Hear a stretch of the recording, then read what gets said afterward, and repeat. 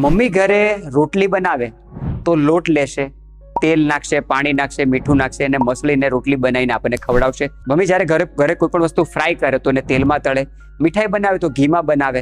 મતલબ કે સ્નિગ્ધ દ્રવ્યો માટે, ઓઇલ માટે આપણા ઘરની અંદર બે વિકલ્પ હોય છે, તેલ અને ઘી. પરંતુ ગુજરાતની અંદર રેડી ટુ ઇટ, સમગ્ર ભારતની અંદર રેડી ટુ ઇટ પેકેટ ફૂડનું ખૂબ વધારે ચલણ આવ્યું છે. બજારમાં જે કઈ વસ્તુ આપણે ખાઈએ છીએ તેમાં તેલ અને ઘી જ્યાં જ્યાં વપરાય છે એના વિકલ્પ શું છે તમને ખ્યાલ છે? એ જે કઈ વિકલ્પ વપરાય છે તે આપણા શરીર ઉપર કેટલી હદે ઘાતક છે એના વિશે તમને નોલેજ છે? તો કયા અને તેલ ઘી વપરાય છે, તે ક્યાંથી આવે છે, તેની શરીર ઉપર શું આડઅસર છે, તેની વિસ્તારથી વાત આજના વિડીયોમાં આપણે કરીશું.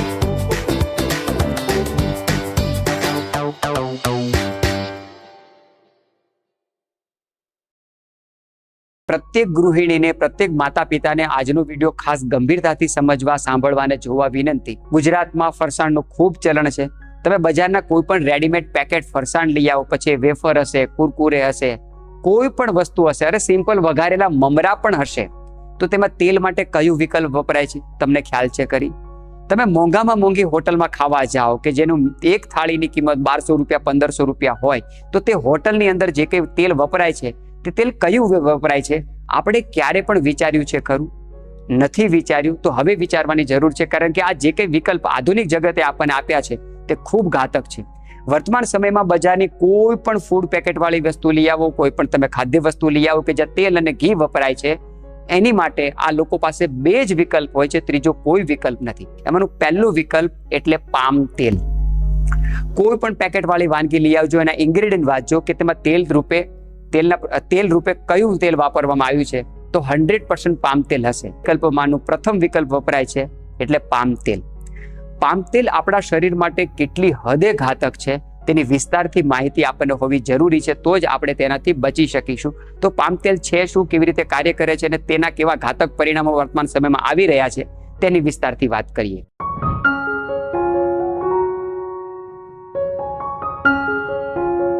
પૂરી દુનિયામાં પામ તેલનું સૌથી વધારે કન્ઝપ્શન, ઉપભોગ ભારત કરે છે અને ભારતમાં પણ પામ તેલનો સૌથી વધારે વપરાશ ગુજરાત રાજ્ય કરે છે.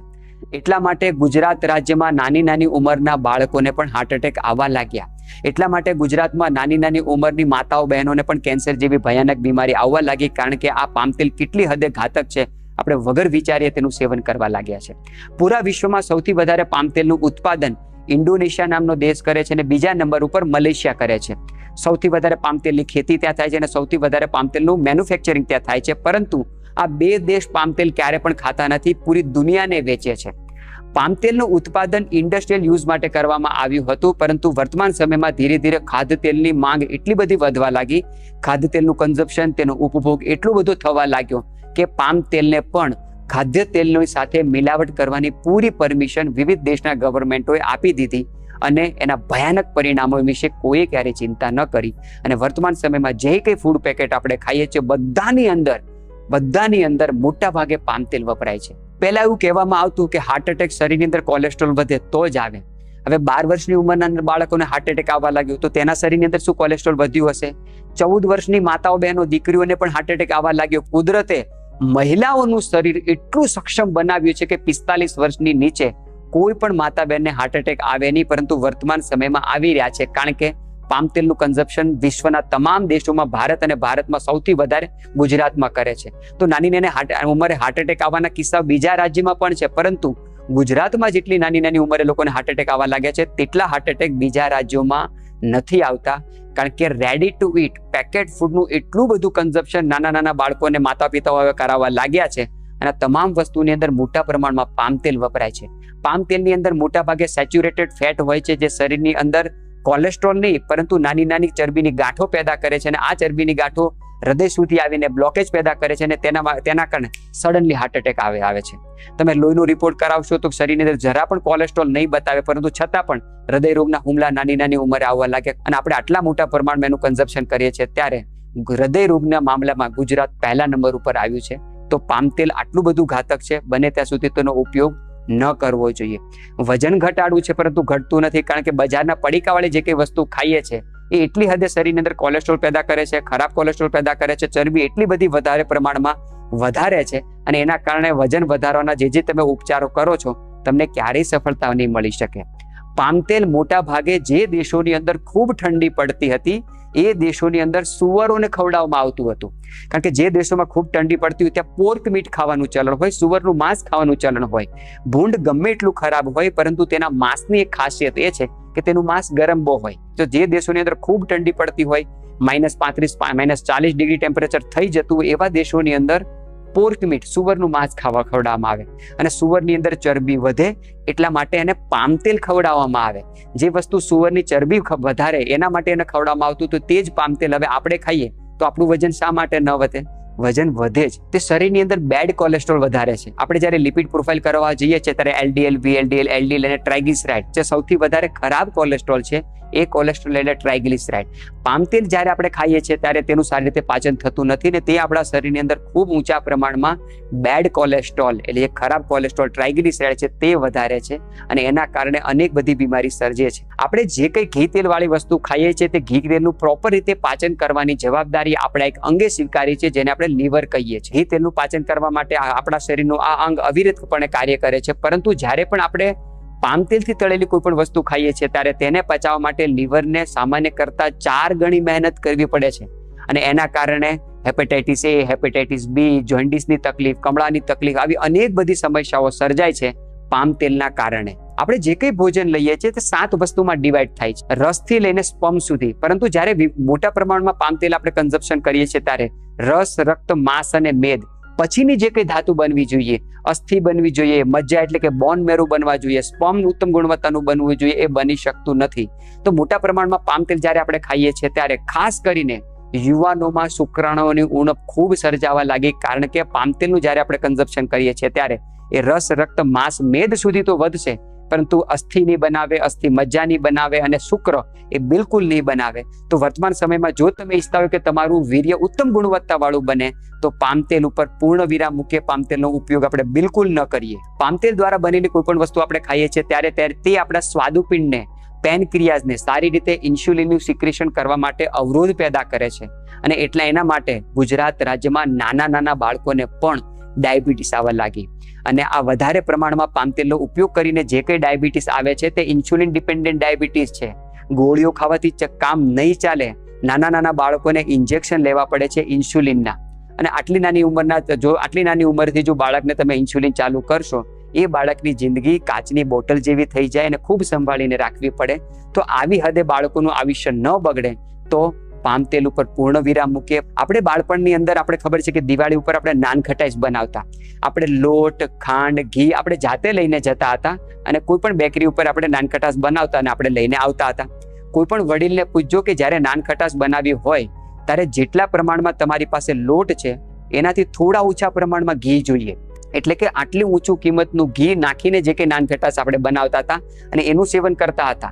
અને વર્તમાન સમયમાં આટલી સસ્તી બિસ્કીટો વેચાય છે, માખણિયા બિસ્કીટ વેચાય છે, ખારી વેચાય છે, ટોસ વેચાય છે, નાનખટાસ વેચાય છે. આટલી સસ્તી કિંમતમાં શા માટે વેચાય છે? કારણ કે એમાં કોઈ ચોખ્ખા ઘી તેલ વપરાતા નથી. 100% પામ તેલ જ વપરાય છે. તો બજારની જે કંઈ વસ્તુ આપણે ખાઈએ છીએ કે જેમાં ઘી અને તેલ છે એમાં પ્રથમ વિકલ્પ રૂપે પામ તેલ જ વપરાય છે. બીજો વિકલ્પ સાંભળવા માટે તમારું કાળજું, તમારું હૃદય થોડું મજબૂત કરી લેજો. કારણ કે બીજો વિકલ્પ એટલો બધો ઘાતક છે કે જે સભ્ય સમાજના ગાલ ઉપર એક જોરદાર તમાચો છે જે આપણે બધાએ ખાધો છે અને એ આપણે હવે સમજવાની પણ જરૂર છે.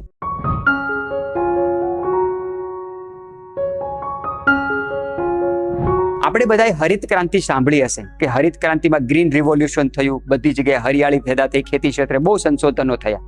હરિત ક્રાંતિએ આટલો બધો વિકાસ કર્યો અને આપણે ખેતીનો સત્યાનાશ કર્યો. એવી રીતે શ્વેત ક્રાંતિ આવી, મોટી મોટી ડેરીઓનું સર્જન થયું, પશુપાલકોનો ખૂબ વિકાસ થાય એવા સપના દેખાડવામાં આવ્યા. ડેરી ઉદ્યોગ ખૂબ ફૂલો ફાલ્યો અને એના કારણે ડેરી ક્ષેત્ર પણ મોટા પ્રમાણમાં કોમર્શિયલાઇઝેશન થયું અને એના કારણે દૂધની ગુણવત્તા પણ નષ્ટ પામી. મિલાવટવાળા દૂધનો ખૂબ ક્રેઝ ચાલ્યો. તો ગ્રીન રિવોલ્યુશન થઈ, વ્હાઇટ રિવોલ્યુશન થઈ અને આવી પિંક રિવોલ્યુશન. પૂરા વિશ્વની અંદર માંસના નિર્યાતમાં, કતલખાનાઓની સંખ્યામાં ભારત દેશ પ્રથમ સ્થાને છે. આપણા માટે કેટલી શરમની વાત કહેવાય. સમગ્ર વિશ્વમાં બ્રાઝિલ પહેલા નંબર ઉપર હતું માંસના નિર્યાતની અંદર અને હવે બ્રાઝિલને પણ પાછળ પાડીને આપણો ભારત દેશ માંસની નિર્યાતમાં પ્રથમ સ્થાને છે.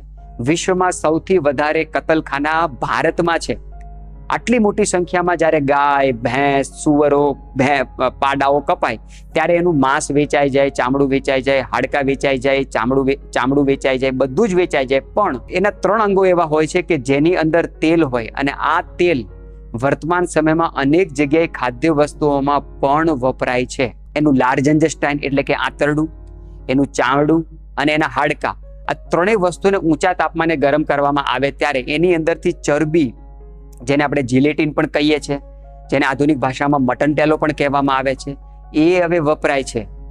ભાજી પાઉં ખાવા જાઓ ત્યારે ખૂબ ગર્વથી કહો છો કે મારી ભાજી પાઉં જરા બટરમાં બનાવજો. માસીના દીકરા થાય છે કે બટરમાં બનાવીને તમને આપશે? આટલું મોંઘું બટર આટલી સસ્તી ભાજીમાં કેવી રીતે નાખે છે? બટર આવે છે ક્યાંથી? એ લાખો જાનવરોના હાડકામાંથી, ચામડામાંથી, એના આંતરડામાંથી આવેલું હોય છે. અને આટલી મોટી સંખ્યામાં જ્યારે જાનવરોનો કતલેઆમ થાય તે ત્યારે એના આંતરડાને ભેગા કરવામાં આવે, હાડકાનો ભેગા કરવામાં આવે, ચામડાઓ બધા ભેગા કરવામાં આવે, અને સડાવવામાં આવે, અને ઊંચા તાપમાને ગરમ કરવામાં આવે, અને એમાંથી ઘી જેવો ચીકણો એક પદાર્થ નીકળે કે જેને મટન ટેલો પણ કહેવાય, જિલેટિન પણ કહેવાય. અને એ આ વસ્તુ મોટા પ્રમાણમાં હવે બેકરી પ્રોડક્ટોમાં, ખાદ્ય વસ્તુઓમાં, આઈસ્ક્રીમ બનાવવા માટે, ક્રીમ બનાવવા માટે મોટા પ્રમાણમાં વપરાય છે. તો તમે કોઈ પણ ખાદ્ય વસ્તુ ખાઓ છો, જ્યારે ક્રીમ જ્યારે વપરાય છે ત્યારે એ ક્રીમ આવે છે ક્યાંથી? એ દૂધમાંથી નથી બનતી, એ યા તો પામ તેલમાંથી બનતી હશે, અને પામ તેલથી પણ સૌથી નિકૃષ્ટ વિકલ્પ આ પશુઓની ચરબીમાંથી બનતું હોય છે.